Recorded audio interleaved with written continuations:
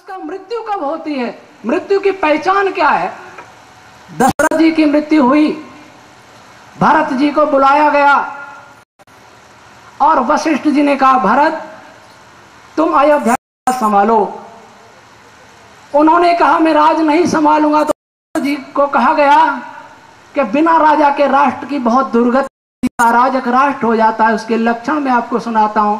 वशिष्ठ, जो देश मर जाता है, जिस देश का राजा मर जाता है, उस पर प्रकृति के प्रकोप हुआ करते हैं और उस देश में संतान पिता माता के अधीन नहीं, पत्नी पति के अधीन नहीं होती है।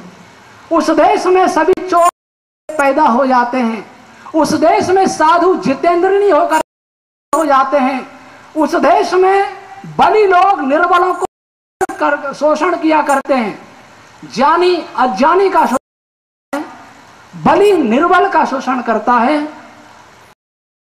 धनी निर्धन का शोषण करता है। उन्होंने तुलना की, जैसे बड़ी मछली छोटी को खाती है, शक्तिशाली व्यक्ति कमजोर को खा जाया करते हैं, उनका शोषण और वर्ण और आश्रम की व्यवस्था भंग हो जाती है। क्षत्रिय वैश्य शूद्र जो कर्म से हुआ करता है वो सारे हैं।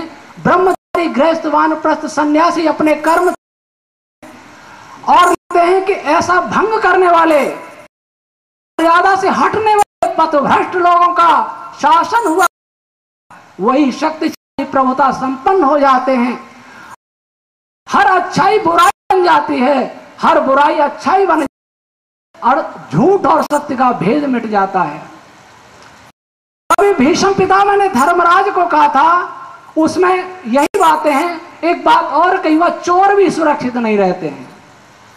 जिस देश का राजा मर जाता है, अर्थात राष्ट्र का मरण हो जाता है, वह चोर भी सुरक्षित नहीं रहते हैं, क्योंकि चोर को अपने से बड़े चोर का भय हमेशा बना रहता है।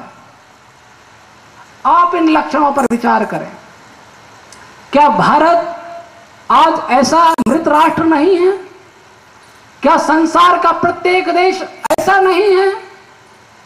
संसार के दूसरे देशों में फिर भी अवस्था ठीक है, कुछ स्थितियां हम में ठीक है, कुछ उनमें ठीक है, लेकिन आज सारा विश्व एक मृत राष्ट्र के रूप में परिवर्तित हो गया है। ऐसा हुआ क्यों?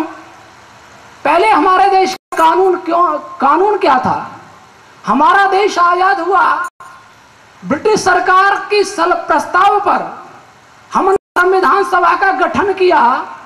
उसमें कई देशों के संविधानों की समीक्षा और अध्ययन करने के लिए कमेटी गठित की गई।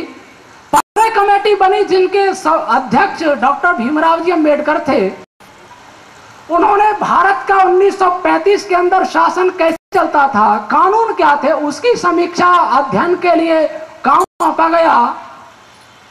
क्या उस समय ऐसा नहीं होना चाहिए था कि प्राचीन काल में भारत का शासन कैसा चलता था, मनुस्मृति का संविधान क्या था, विदुर नीति क्या कहती है, भीष्म पितामह के अनुशासन और शांति पर्व क्या राजा के कर्तव्य लिखे गए हैं, चाणक्य नीति क्या कहती है, शुक्र नीति क्या कहती है, प्राचीन भारत के इतिहास की समीक्षा का अवसर क्यों नहीं दिया गया?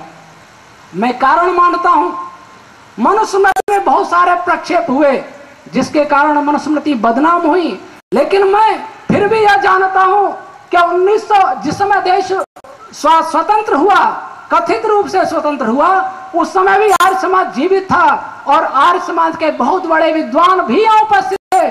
पंडित भगवत दत्त जी रिसर्च स्कॉलर जैसा इतिहास और विज्ञानवेत्ता भी इस भारतवर्ष में जिंदा था। और जिस आर्य समाज 85% लोगों ने आर्य समाजी लोगों ने देश को आजाद कराया, आर्य समाज के उपदेशकों के काम ही ये रह गया था देश को आजाद कराना।